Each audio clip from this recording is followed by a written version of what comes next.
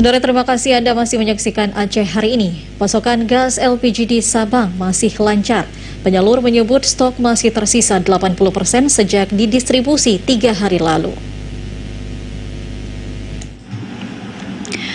Pengaturan pemakaian gas LPG 3 kg akan terus dipantau pemerintah agar penyalurannya tepat sasaran. PT Pertamina Pusat mensinyalir 93% masyarakat di Indonesia sudah memakai gas ini.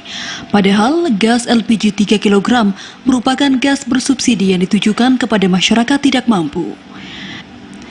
Gas LPG 3 kg yang disubsidi pemerintah sebesar Rp11.250 per kilogram. Dengan demikian total subsidi adalah Rp33.750 per tabungnya. Sinyal kenaikan gas melon ini juga sudah diumumkan pemerintah.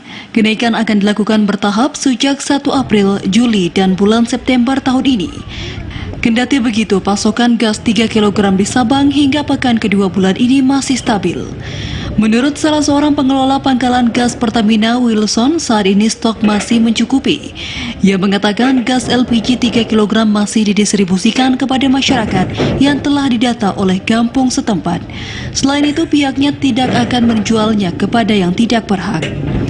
Harga standar kita tetap ikut harga dari agen, 27.000 per tabung di sini. Ya, biasa kan memang sudah ditentukan ada kartu, ada dapat kartu dari kantor lurah, kantor kecil kita. Jadi yang berhak dapat ada kartu itu yang baru bisa kita berikan isi ulangnya. Stok terakhir hari Sabtu kalau nggak salah masuk 50 tabung.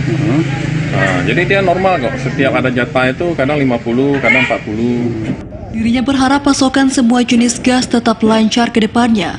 Mengenai harga yang akan disesuaikan oleh pemerintah, pihaknya hanya mengikuti saja karena semuanya sudah diperhitungkan dengan baik untuk masyarakat.